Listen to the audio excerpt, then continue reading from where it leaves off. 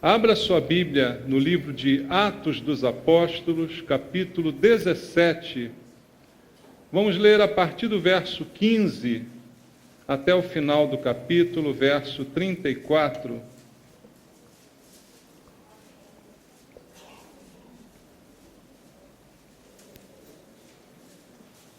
Hoje você vai ter que ler a Bíblia, porque o projetor não está funcionando. Queimou a fonte do micro ali que projeta, então tem que ser na Bíblia. Tem microfonia ainda no meu microfone, microfonia de grave aqui. Atos capítulo 17, versículo 15 em diante. Atos dos Apóstolos, capítulo 17, a partir do verso 15. A palavra de Deus diz: os responsáveis por Paulo levaram-no até Atenas e regressaram trazendo ordem a Silas e Timóteo para que o mais depressa possível fossem ter com ele. Enquanto Paulo os esperava em Atenas, o seu espírito se revoltava em face da idolatria dominante na cidade. Por isso, dissertava na sinagoga entre os judeus e os gentios piedosos, também na praça, todos os dias, entre os que ali se encontravam. E alguns dos filósofos epicureus e estoicos contendiam com ele, havendo quem perguntasse: que quer dizer esse tagarela? E outros: parece pregador de estranhos deuses, pois pregava a Jesus e a ressurreição. Então, tomando-o consigo, o levaram ao Areópago, dizendo: poderemos saber que nova doutrina é essa que ensinas, posto que nos trazes aos ouvidos coisas estranhas. Queremos saber o que vem a ser isso, pois todos os de Atenas e os estrangeiros residentes de outra coisa não cuidavam, senão dizer ou ouvir as últimas novidades. Então, Paulo, levantando-se no meio do Areópago, disse: senhores atenienses, em tudo vos vejo acentuadamente religiosos, porque passando e observando os objetos do vosso culto, encontrei também um altar no qual está inscrito: ao Deus desconhecido. Pois esse que adorais sem conhecer é precisamente aquele que eu vos anuncio, o Deus que fez o mundo e tudo que nele existe, e sendo ele Senhor do céu e da terra, não habita em santuários feitos por mãos humanas, nem é servido por mãos humanas, como se de alguma coisa precisasse, pois ele mesmo é quem a todos dá vida, respiração e tudo mais. De um só fez toda a raça humana para habitar sobre toda a face da terra, havendo fixado os tempos previamente estabelecidos e os limites da sua habitação, para buscarem a Deus, se porventura tateando o possam achar, bem que não está longe de cada um de nós, pois nele vivemos e nos movemos e existimos, como alguns dos vossos poetas têm dito, porque dele também somos geração. Sendo, pois, geração de Deus, não devemos pensar que a divindade é semelhante ao ouro, à prata ou à pedra, trabalhados pela arte e imaginação do homem. Ora, não levou Deus em conta os tempos da ignorância. Agora, porém, notifica aos homens que todos, em toda parte, se arrependam. Porquanto estabeleceu um dia em que há de julgar o mundo com justiça por meio de um varão que destinou e acreditou diante de todos, ressuscitando-o dentre os mortos.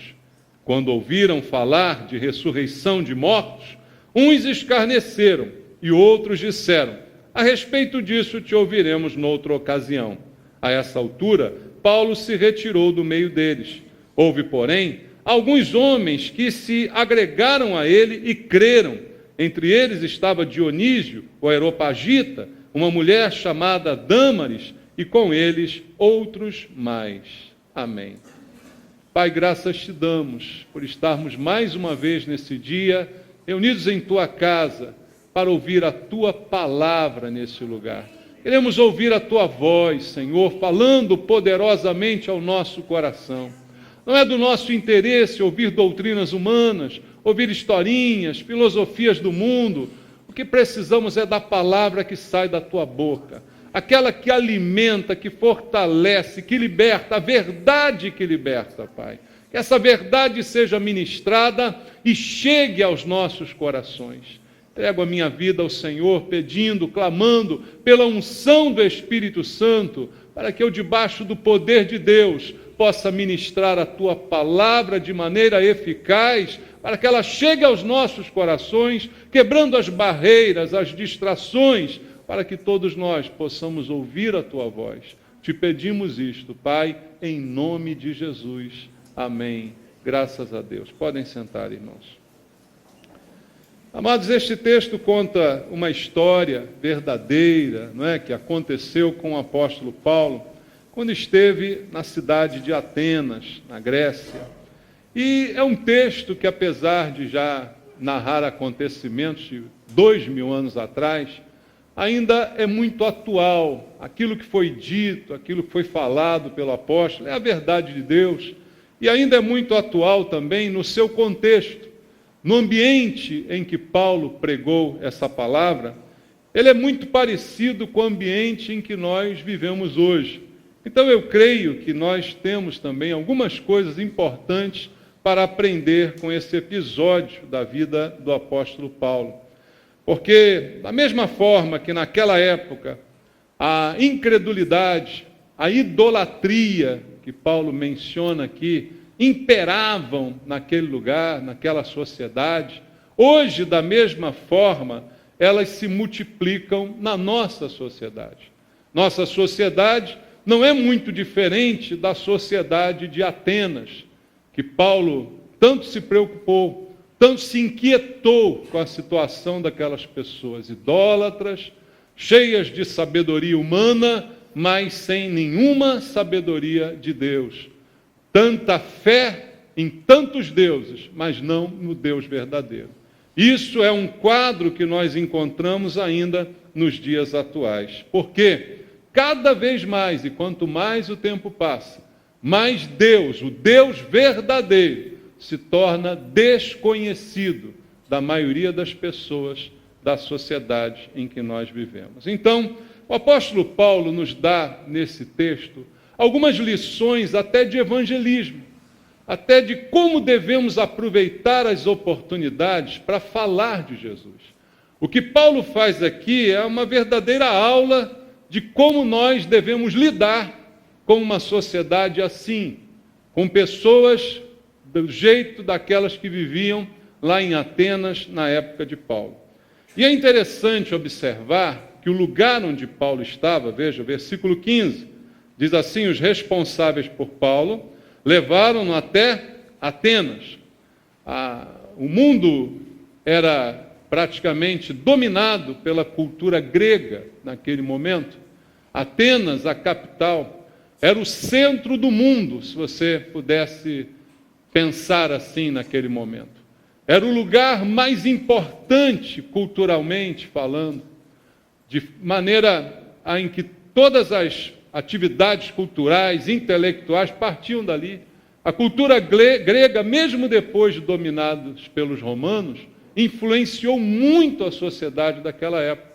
Então o apóstolo Paulo está num lugar que é o centro do mundo. A gente pode pensar assim naquele momento em que ele se encontrava ali. Era o centro de atividades, de cultura, de inteligência. Era ali que ele estava.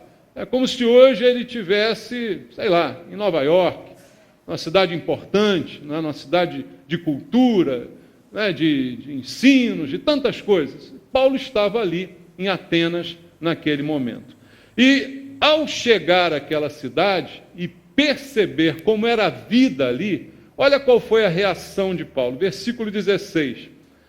Enquanto Paulo os esperava em Atenas, o seu espírito se revoltava. Por que Paulo estava revoltado? Por causa da idolatria dominante na cidade. Paulo andava pelas ruas de Atenas E para todo lugar que ele olhava, ele via uma imagem, ele via um altar, ele via velas acesas, ele via um monte de coisa. E ele, olhando aquilo tudo, aquilo produzia uma revolta no seu coração. De ver como pessoas tão inteligentes, tão cultas, como na capital do mundo, não enxergavam a verdade de Deus. E ele então, movido por aquela revolta, ele começa a se mexer em relação àquilo, pregando a palavra de Deus. Versículo 17 diz: por isso, dissertava na sinagoga entre os judeus e os gentios piedosos, também na praça, todos os dias, entre os que se encontravam ali. Veja, a revolta de Paulo leva ele a fazer alguma coisa. Não é aquela revolta que deixa só a gente revoltado. Estou revoltado, mas não faz nada, né? Quanta gente passa por isso, né? Estou revoltado com a corrupção, estou revoltado com a situação do país, estou revoltado. Mas não fazemos nada, absolutamente nada quanto a isso. Paulo não. A revolta que ele sentiu de ver aquela situação foi uma grande motivação para que ele se empenhasse em pregar a palavra. E ele pregava tanto dentro da sinagoga, para os judeus e gentios piedosos que ali frequentavam, quanto também na praça, na rua, em todos os lugares aonde tinha uma oportunidade, Paulo estava falando a verdade de Deus, motivado por essa revolta que ele sentia de ver tanta ignorância num lugar de tanta inteligência, não é? Então Paulo, por isso, se empenhava na evangelização. E aí, ele enfrentou pessoas muito parecidas, como eu disse, há uma semelhança muito grande desse texto para a nossa época. Ele enfrentou grupos ali de pensamentos, de filósofos, que são muito parecidos com o pensamento da nossa sociedade. Versículo 18 fala assim: e alguns dos filósofos, aí cita dois grupos de filósofos gregos, epicureus e estoicos. Outro dia eu fiz uma pregação e mencionei o pensamento desses dois grupos aqui. E esses dois tipos de filósofos, os epicureus e os estoicos, contendiam com Paulo, havendo quem perguntasse: que quer dizer esse tagarela? Olha o adjetivo que deram para Paulo aí, né? E outros diziam assim dele: parece pregador de estranhos deuses, pois pregava a Jesus e a ressurreição, uma coisa que ninguém mencionava naquela época. Ressurgir dos mortos não era entendido por ninguém. Então eles diziam: esse tagarela não para de falar, pregando esse Deus estranho que eu nunca ouvi, e contendiam com o apóstolo Paulo. Agora, esses dois grupos, eles são um bom retrato da nossa sociedade hoje, irmãos.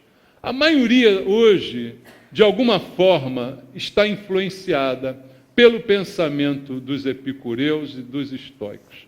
Porque o pensamento é bem divergente e traz aqui uma realidade para a nossa sociedade. Os epicureus eram seguidores de um filósofo chamado Epícoro, que ele pregava e dizia que a felicidade era o bem supremo da vida, que a gente deveria viver em função da felicidade. E a felicidade era a libertação de qualquer tipo de sofrimento e de medo, então você tinha que dedicar a sua vida em busca da felicidade. Quantas pessoas você conhece que vivem assim? Não é? Fazem tudo para ser felizes. Não é? Buscam tudo o que puder para serem felizes, como se a felicidade fosse o bem supremo da vida. Parece coerente esse discurso. Talvez até algumas pessoas dentro da igreja digam assim: eu também penso assim. Você é um epicureu, então. Porque, na verdade, um cristão não deveria pensar assim. A razão de ser e de viver de um cristão não é busca da sua própria felicidade. Isso nós encontramos em Deus, a quem servimos. Deus nos dá uma nova vida e, além disso, um novo sentido para a nossa vida, com novos valores que norteiam a nossa vida, completamente diferente de todo esse tipo de filosofias que ainda hoje continuam sendo pregadas nesse mundo. Nosso mundo é um mundo de filosofias. O que não falta é filosofia, não é, irmãos? Mas eu vejo que a maioria delas gira em torno desses dois pensamentos. o de Epícoro, que pregava dessa forma, e os estoicos, seguidores de Zenon, que enfatizavam o racional em detrimento do emocional. Era a turma da razão. Seria mais ou menos como os ateus da época, não é? Aqueles que querem entender tudo com o seu raciocínio. Tudo tem que estar compreendido, explicado pela razão humana. Não é assim que a nossa sociedade está hoje. Refém dessas mesmas filosofias, irmãos. Pessoas que querem ser felizes a todo custo, ou outras completamente racionais, nada emocional, nada espiritual, só no mundo da matéria, só na área material. Assim está o nosso mundo hoje também. E o que Paulo enfrentou lá é o que nós enfrentamos hoje quando queremos pregar o Evangelho.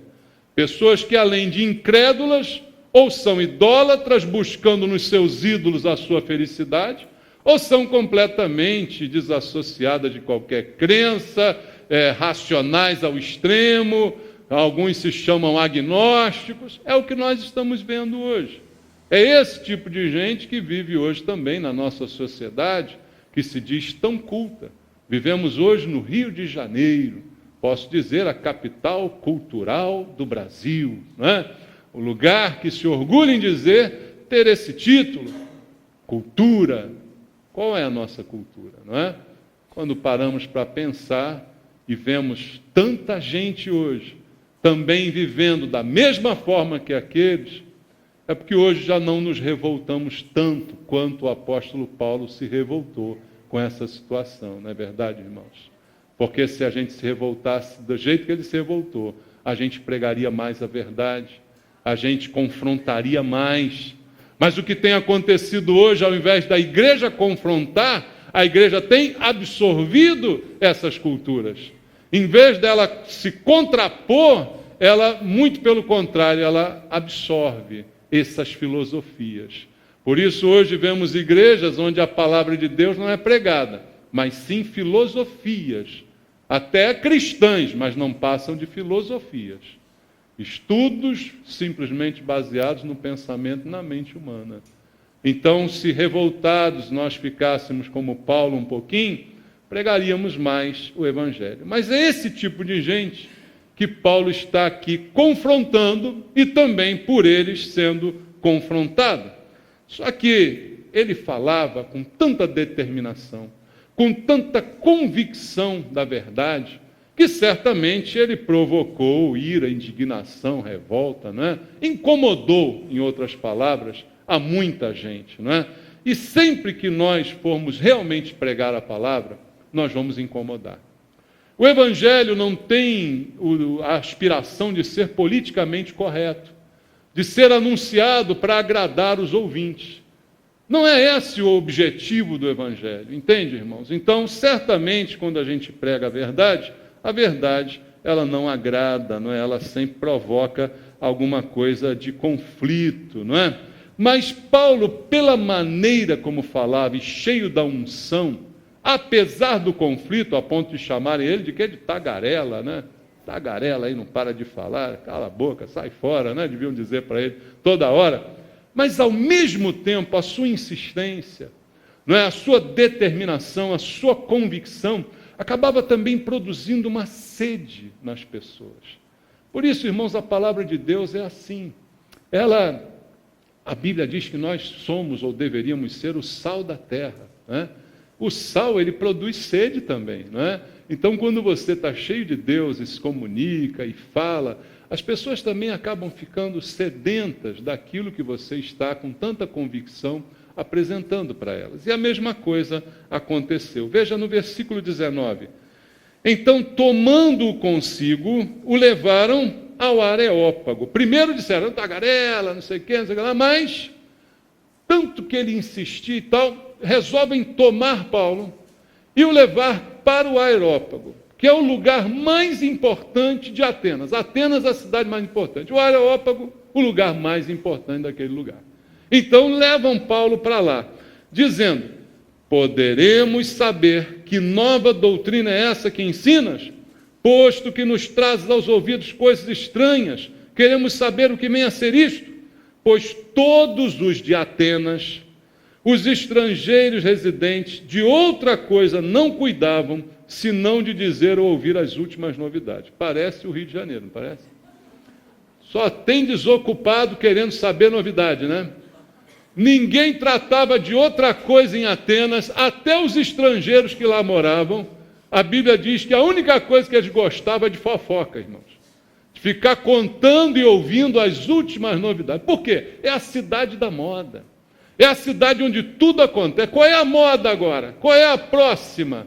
Agora a moda é cortar o cabelo moicano de um lado, pintar de azul do outro. Opa, é isso aí, vamos lá e tal. É assim que eles viviam. Qualquer semelhança com o Rio de Janeiro não é mera coincidência, é verdade mesmo, né, irmãos? É assim que nós vivemos, é assim que a sociedade vive hoje. A maioria das pessoas interessadas em novidades. O que está acontecendo? Qual é a moda do momento? Mas sabe qual é a maior novidade de todas? Evangelho. O que significa evangelho? Boa nova. Boa notícia. Notícia nova e boa. Mas não é essa que eles queriam ouvir, não é? Mas como Paulo estava se tornando uma atração na cidade, o que eles falam? Vamos levá-lo ao Areópago e lá vamos ouvir, porque é o lugar da novidade. E ninguém quer saber de outra coisa senão novidade. Então, vamos ouvir esse cara, esse tagarela aí falar. Vamos ouvir o que ele tem aí, porque é uma novidade, não deixa de ser, né? Ressurreição, falando aí uns deuses esquisitos e tal. Vamos ouvir esse cara. E resolve então levar Paulo para lá. E Paulo, no lugar mais importante de Atenas, no meio dos maiores filósofos, das pessoas mais inteligentes, letradas, cultas, formadas, PhD, MBA, aquela coisa toda, ele começa a falar. Versículo 22 diz que Paulo, então, levantando-se no meio do Areópago, disse, aí agora vamos ouvir o discurso de Paulo e a sabedoria com que Paulo falava. Senhores atenienses, em tudo vos vejo acentuadamente religiosos. Olha que coisa interessante, como é que Paulo começa a anunciar a Cristo no meio do Areópago, no meio de gente que não quer nem saber dessas coisas, mas está interessado na novidade só. Como ele se aproveita desse momento para começar o seu discurso, prendendo a atenção das pessoas e falando o que ele quer falar. Primeira coisa que ele diz é, senhores atenienses, todo respeito com eles. Né? Você quer pregar para alguém, primeiro respeite a pessoa para quem você está pregando. Amém, irmãos? Amém mesmo? Amém. Quero ver, hein? Porque o que tem de crente inconveniente hoje em dia, meu Deus do céu, Jesus não é mais recebido por causa dos crentes, irmãos. São inconvenientes, são chatos, dá vontade de chutar, parece macumba, não é, irmãos? Então, respeito para pregar o Evangelho. Senhores atenienses, em tudo vos vejo acentuadamente religiosos. Alguém diz, esse Paulo é um brincalhão, esse Paulo é um mentiroso. Não, ele está sendo sábio. Intimamente, claro que Paulo sabe, e aí a razão da revolta, que eles são um bando de idólatras. Mas não é isso que ele vai dizer para eles. Quem quer ouvir isso? Você é um idólatra. Você vai para o inferno, o diabo vai te pegar. Não. Ele diz assim, eu percebo que vocês são muito religiosos. Está dizendo a mesma coisa de outra maneira, não, irmãos? Sabedoria de Deus, entende? Você é muito religioso. A princípio a pessoa encara até como um elogio. Sou mesmo, olha, eu sou religioso mesmo. Faço tudo direitinho. Cumpro o meu dever de casa, dou minhas esmolas, pago. Então ele elogia no início da sua palavra. Fazendo o quê? Ganhando a atenção. Né? Ganhando os ouvidos dos seus ouvintes. E aí ele continua dizendo, verso 23, porque passando e observando os objetos do vosso culto, encontrei um altar no qual está inscrito, ao Deus desconhecido. O ateniense era tão idólatra, tinha tantos deuses, tanta variedade, é um Deus que você quiser, quer um Deus, tem lá. Quer buscar um Deus, vai em Atenas, você encontra um Deus que seja direitinho como você deseja. porque a variedade era enorme, né? Aquele panteão de deuses estava ali para servir aquilo que você quisesse. Mas o ateniense era tão supersticioso que, na verdade, a idolatria, ela não deixa de ser uma superstição, né? A nossa fé não é uma superstição. Nós não servimos a Deus porque temos medo que alguma coisa ruim aconteça a gente. Isso é um sentimento supersticioso, entende? O ateniense, como todo idólatra, ele é supersticioso. Se ele não botar o pratinho para o santo, se ele não der a do santo antes de beber, vai acontecer uma coisa ruim com ele, entendeu? Isso é o que motiva a idolatria, a superstição, o medo de que alguma coisa ruim aconteça se você não rezar da maneira certa, como diz a cartilha. Então o ateniense era tão supersticioso que ele queria honrar todos os deuses. Eu tenho que honrar todos os deuses, entendeu? Eu tenho que honrar todos eles para ficar bem na fita com todos eles. Mas se por acaso existe um que eu não sei o nome, está resolvido, eu faço um altar, não boto imagem nenhuma lá dentro, mas escrevo assim, ao Deus desconhecido. Bota uma florzinha, bota um pratinho de manjar, bota uma farofa, uma galinha, alguma coisa eu ponho lá, ao Deus desconhecido. Pronto, limpei minha consciência. É aquela coisa, eu cumprimentei todo mundo, mas se esqueci de um, ele bota assim, aos demais que eu não cumprimentei, está cumprimentado. Era isso que significava esse altar que Paulo, cheio da sabedoria de Deus, pegou ao observar. Irmão, você quer evangelizar bem, você tem que observar, sabia? Tem que observar, tem que olhar, tem que estar atento. Não é ficar, não, está amarrado, tá demônio, não sei o que. Observa. Você tem medo de altar? Paulo andou no meio daqueles altares todos, olhou, engraçado, aqui, Deus desconhecido, deve ter posto a mão lá, sem problema nenhum. Alisou a estátua, tem problema nenhum, não. Ele observou tudo aquilo e disse assim, olha, eu observei que vocês têm um altar aí ao Deus que vocês nem conhecem. Ao Deus desconhecido está escrito nesse altar.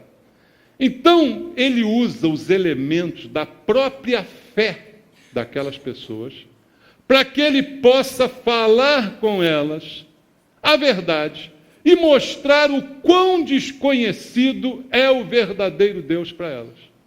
Porque o que ele faz então é dizer isso, como está no verso 23. Passando observando os objetos do vosso culto, encontrei também um altar no qual está inscrito ao Deus desconhecido. Pois é, esse que adorais sem conhecer é precisamente aquele que eu vos anuncio. Sabedoria de Deus, né, irmãos? Ele diz, vocês são uma cambada de idólatras, vão tudo para o inferno, vocês ficam adorando essas imagens. Não. Esse que vocês adoram, está escrito lá, o Deus desconhecido, é desconhecido mesmo de vocês. E é por isso que eu estou aqui para falar dele para vocês. E aí ele começa então a pregar o Evangelho e apresenta o Deus verdadeiro, que para eles era realmente completamente desconhecido, e pelas características que ele vai dar desse Deus, ele vai desmontando todos os outros. Ele diz, esse que vocês adoram sem conhecer, é o verdadeiro que eu quero mostrar e apresentar para vocês. E começa a falar de Deus de uma maneira como eles não ouviram nunca. E ele diz, o Deus, versículo 24, que fez o mundo e tudo que nele existe, sendo ele Senhor do céu e da terra, não habita em santuários feitos por mãos humanas. Pronto, já quebrou completamente a mania que eles tinham de fazer santuáriozinho para botar estátua lá dentro. Ele diz assim, esse que vocês não conhecem. Primeiro, eles tinham deuses que eram assim, deuses limitados. Deus da guerra, Deus da caça, Deus da lagoa, Deus do sol, Deus da lua, Deus do mar, Deus do rio, sei lá, da madeira, não sei. E ele diz assim, não, esse é criador de tudo. Tudo ele criou. E ele é tão grande que ele não cabe dentro dessa jaulinha que você fez aí para ele. Ele não cabe nessa jaula. Ele é imenso, ele não habita em templos feitos por mãos humanas. É assim que ele fala. Versículo 25, nem é servido por mãos humanas como se alguma coisa precisasse, pois ele mesmo é quem a todos dá vida, respiração e tudo mais. Ou seja, começa a anular tudo o resto que eles faziam, de maneira bem sutil, mas muito sábia. Ele começa a dizer, olha, aquelas comidinhas que você leva lá, para os santinhos que você tem ali, aquelas quartinhas, aquelas coisinhas, bota lá o melzinho, não, ele não precisa. Por quê? Esse desconhecido para vocês, que eu conheço, estou aqui apresentando, ele não é servido por ninguém. Porque ele não precisa que ninguém dê nada na mão dele, ele é dono de todas as coisas, ele é senhor absoluto de todas as coisas. Então, não é servido, porque ele não precisa de nada, ele não precisa que eu o sirva, ele não precisa que eu dê nada a ele, porque, pelo contrário, é ele que me dá tudo. É ele que a todos dá vida, respiração e tudo mais, mesmo sem você saber. Esse ar que você está respirando, é esse Deus desconhecido quem te dá. É assim, irmãos, que Paulo está pregando a palavra de Deus. Versículo 26, ele continua dizendo, de um só fez toda a raça humana para habitar sobre toda a face da terra, havendo fixado os tempos previamente estabelecidos e os limites da sua habitação, para buscarem a Deus, se porventura tateando o possam achar, bem que não está longe de cada um, pois nele vivemos, nos movemos, existimos, como alguns dos vossos poetas têm dito, porque dele também somos geração. O que Paulo está dizendo aqui, que esse Deus desconhecido de vocês está tão perto de vocês, mas ao mesmo tempo vocês não podem achar. Vocês estão como que tateando num lugar escuro, querendo encontrar alguma coisa, e não percebem o quanto Deus está perto de vocês. E vocês vão tateando para lá e para cá, e não percebem que esse Deus que eu estou anunciando está muito mais perto do que vocês imaginam. E no final ele ainda usa uma palavra dos poetas atenienses. Não sabemos qual poeta ele citou, não sabemos qual livro, mas mostra que Paulo não lia só a Bíblia. Paulo também lia os poetas atenienses. Oh, que pecado ler um poeta ateniense, né? Oh, que pecado ouvir uma música do mundo, está condenado, vai para o inferno. Paulo lia poema do mundo. Para que ele lia? Para ficar mais inteligente, que é o que a gente está precisando, sabe? E para que com essa inteligência dada por Deus, ele tenha elementos para pregar o Evangelho na linguagem que as pessoas sabem ouvir e entendem. Então ele cita o poeta como o poeta ateniense, dizendo, como os vossos poetas têm dito, 2 pontos, porque dele também somos geração. É uma frase que ele tirou de um poeta ateniense. Mas com isso ele mostra toda a verdade para aquelas pessoas. Toda a verdade é exibida em poucas frases. Deus é tudo, Deus não precisa de ninguém, nós é que precisamos dele, né? Deus não é servido, não pode ser representado, não cabe dentro de um altar. Tudo isso ele fala de Deus e diz, ele está mais perto do que você imagina e ele quer ser achado por você que não o conhece. Que pregação o apóstolo Paulo faz em tão pouco tempo, introduzida por uma maneira tão sábia de se comunicar com aquelas pessoas idólatras e que não conheciam a Deus. Ele fala isso tudo que tinha que falar, e depois de apresentar essa verdade, aí sim, ele vai confrontar com a verdade. Porque uma coisa a gente tem que entender, como eu disse, evangélico não é politicamente correto. Eu não posso pregar para agradar ninguém, eu preciso pregar a verdade. Nós precisamos de sabedoria, como eu disse, de respeito, como eu falei ainda há pouco aqui, mas no final, quer queira, quer não, a verdade tem que ser apresentada. E a verdade às vezes dói. A verdade às vezes machuca. Evangelho que é politicamente aceito, mas que não mostra a verdade, não serve para nada.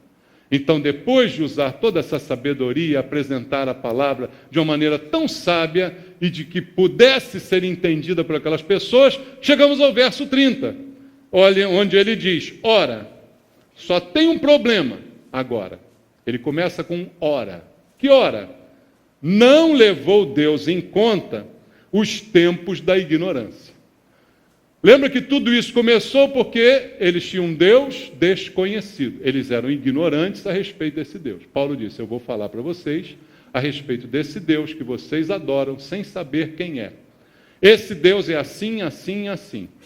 Esse Deus faz isso, isso e aquilo. Agora, eu digo a você o seguinte: Deus não levou em conta o tempo que você nunca tinha ouvido falar dele. Deus não levou em conta o tempo da ignorância. Você, de repente, levava essas comidinhas para os outros, para esses outros santinhos, servia, fazia essas estátuas, fazia esses altares, porque você era ignorante. Deus não leva isso em conta.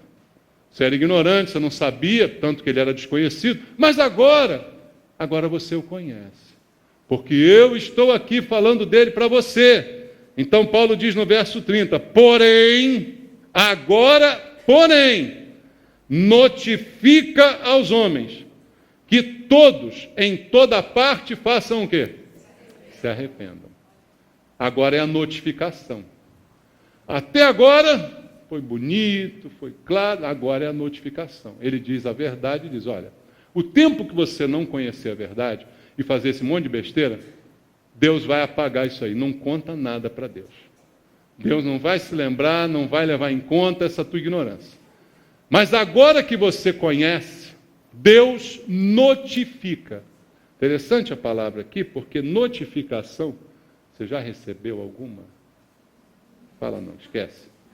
Não, e nem toda notificação quer dizer que você cometeu um crime, tá, irmão? Às vezes você recebe notificação para comparecer, para prestar depoimento, não quer dizer que você é culpado. Mas quando você recebe uma notificação, isso quer dizer que você escolhe se você quer ou se você não quer comparecer? Não. Isso quer dizer que manda quem pode, obedece quem tem juízo, né? Que se você não for, você sabe o que vai te acontecer naquela notificação, né? Então o termo aqui é notifica. Veja, Deus, esse Deus que Paulo apresentou, não está pedindo, não está implorando, não está chorando para você o aceitar, não está aqui implorando para você se arrepender, reconhecer. Ele está notificando. Agora Paulo está falando a verdade nua e crua. O tempo que você era ignorante, Deus esqueceu. Mas agora que você está sabendo de tudo isso sobre ele, ele notifica a todos, toda parte, que se arrependam. O conhecimento da verdade não pode produzir outra coisa que não arrependimento. Por isso a Bíblia diz, conhecereis a verdade, e a verdade vos libertará. A libertação não vem apenas do conhecimento, mas vem do que esse conhecimento provoca. O conhecimento da verdade provoca o arrependimento. Do arrependimento, a libertação. Conhecereis a verdade, ela vos libertará. Então agora Paulo coloca os nomes na parede. Eu estou te mostrando quem é esse Deus que você não conhecia, e ele está dizendo para você que ele vai esquecer tudo que você fez no passado, mas agora que você já o conhece, ele está notificando que você tem que se arrepender. É assim que Paulo fala. Versículo 31, ele continua, porquanto estabeleceu um dia em que há de julgar o mundo com justiça, por meio de um varão que destinou e acreditou diante de todos, ressuscitando-o dentre os mortos. Ele diz, Deus vai julgar todos por meio de uma pessoa que ele deu credibilidade a ela ao ressuscitá-la de entre os mortos. Aí todo mundo, ressurreição de mortos? Essa nunca ouvimos falar. Agora Paulo pegou pesado. E é sempre assim, irmãos. Às vezes as pessoas nos ouvem com atenção, enquanto estamos falando coisas com que elas concordam. Só que o Evangelho nunca vai concordar com o pecador. O pecador pode ouvir com interesse, com atenção, achando, legal, esse pastor fala bem. Mas na hora que ele for confrontado, vai doer. E o Evangelho sempre vai terminar no confronto. O confronto de ter que se arrepender. O confronto de ter que ouvir o que eu não gosto porque sou pecador. E o pecador não gosta de ouvir que é pecador. E quando alguém diz para mim que eu tenho que me arrepender, está implícito que eu tenho que reconhecer que há motivos para que eu me arrependa. Em outras palavras, que eu não estou 100%, E ninguém gosta de ouvir isso. E Paulo, ao dizer isso, ainda diz, porque Deus vai julgar. O passado vai apagar. A ignorância ele não vai lembrar. Mas se você não se arrepender, ele vai julgar. E vai julgar por meio de um que foi acreditado diante de todos, porque foi o único que ressurgiu dentre os mortos. De quem ele está falando? Jesus. É isso que Paulo está aqui dizendo a eles. Nesse momento, é um momento de tensão no aerópago. Versículo 32 diz assim: quando ouviram falar de ressurreição de mortos, aí as reações começaram. Uns escarneceram. Quá, quá, quá, quá, quá, quá. Morreu e ressuscitou? Está brincando, cara? Você é maluco, Paulo? Pensei que você era um cara inteligente, estou perdendo meu tempo aqui te ouvindo. Tu acredita na historinha dessa? O cara morreu, depois saiu da morte e andou no meio dos outros. Não, está brincando? Escarneceram de Paulo. E outros disseram, famosa saída pela tangente. A respeito disso, te ouviremos noutra ocasião. Não é assim que funciona? A gente prega o evangelho, por mais que seja com inteligência, com respeito, com sabedoria. Na hora que confrontou, aí, irmão, ou se rende ou se manda. Tem sempre um se, né? A reação a Jesus é essa. Ou você se rende a ele, ou você se manda correndo. Alguns fazem uma terceira reação, debocha, negócio de evangelho, não sei o que, Jesus, nada, não sei o que. É uma terceira opção. Mas outros saem pela tangente. Não, legal, gostei de conversar contigo, você é um cara legal. Olha, você é inteligente, bacana, mas depois a gente conversa sobre isso. A respeito disso, eu te ouço outra hora. É uma maneira educada de sair de fininho, né? E foi isso que muitos também ali fizeram. O que aconteceu a partir daí? A partir daí, irmãos, não tem mais o que insistir, não tem mais o que falar. Quando toda a verdade é dita, o que mais precisa ser dito? Se toda a verdade foi mostrada, qual outro argumento humano vai adiantar, vai colaborar, vai acrescentar a toda a verdade que já foi exposta? Nenhuma. Não há mais argumento. Não é? Por isso o pregador não tem que insistir. Ou acontece de se render ou de se mandar. Entende? E quando Paulo viu isso, ele se mandou. Versículo 33. A essa altura, Paulo se retirou do meio deles.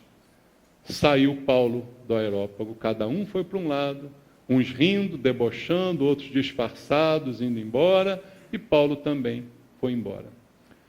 A pergunta é, valeu a pena? Valeu a pena. Porque o versículo 34 diz assim, houve porém, alguns homens que se agregaram a ele e creram. A palavra não volta para Deus vazia. Ela cumpre os propósitos de Deus. Você pode pregar e ninguém se converter. Você pode pregar e um se converter. Já valeu a pena. Ou um, ou 10, ou nenhum. A palavra foi lançada. Ela não volta para Deus vazia. Houve uns que se agregaram e creram nele. E entre eles, Dionísio, o Areopagita, o responsável pelo aerópago, o mais importante daquele lugar, se converteu. O inesperado aconteceu. O chefe do lugar foi aquele que se converteu. Pensa bem nisso, meu irmão. Haverá sempre uma minoria que vai receber a palavra de Deus e vai crer nela. O resultado da pregação não é a maioria se converter. Jesus mesmo disse isso. Muitos são chamados. A pregação é para todos. Mas poucos são escolhidos no meio desses muitos. Poucos são escolhidos. Todos ouviram e todos se tornaram, a partir daquele momento, indesculpáveis, porque não são mais ignorantes. mas preferiram um outro caminho. Por isso, com Jesus, irmão, ou você se rende, ou você se manda. A oportunidade foi dada. Alguns a receberam, creram e no Senhor permaneceram. Valeu a pena ter pregado o Evangelho. Vale a pena pregar o Evangelho. Para você que já é crente, eu quero dizer, vale a pena pregar o Evangelho. E para você que ainda não se rendeu a Jesus, eu quero te dizer, vale a pena se render a Jesus. Vale a pena reconhecer o Deus que até hoje você não conhecia, mas que hoje te foi mostrado com verdade e clareza. Renda-se a Ele e a tua vida vai estar de acordo com a vontade de Deus. Porque Deus notificou a você essa noite que você se arrependa. É uma ordem. Ele não está pedindo para você se converter, Ele está ordenando que você se converta. Que você reconheça os teus pecados, porque todos somos pecadores, e se renda ao Senhor de uma vez por todas. Curva a sua cabeça, vamos fazer uma oração. Pai querido, a tua palavra foi anunciada, a verdade foi dita pelo apóstolo Paulo e apenas por mim repetida. A verdade é a mesma, ela não precisa de ser mudada, Pai. Ela é eterna. E alguns ouviram a tua verdade essa noite. E se há alguém aqui, ó Deus, que ainda não se rendeu, que ainda não se arrependeu, que ainda não obedeceu a tua notificação, mas agora está conhecendo a verdade, e haja nesse momento, Pai, uma manifestação, uma anuência à verdade, uma aceitação da verdade. Eu te peço isso, toca nos corações, em nome de Jesus. Há alguém aqui que quer entregar a sua vida para Jesus e se arrepender dos seus pecados? Levante a sua mão onde você está. Há alguém? Mais alguém? Como eu disse, eu não vou insistir, porque com Jesus você se rende ou você se manda. Há mais alguém? Você quer entregar a sua vida, Jonas? Vamos orar? Se alguém mais quiser, vem aqui à frente agora e faça essa oração comigo. Pai, eu creio na tua palavra e eu creio que a tua verdade tocou no coração do teu filho. E com o entendimento que ele tem, ele te confessa como Senhor e como Salvador. Eu peço ao Senhor que a partir desse dia, a vida dele seja mudada e transformada pelo conhecimento da verdade e pelo arrependimento dos seus pecados. Abençoa Jonatas, Pai, em nome de Jesus. Amém.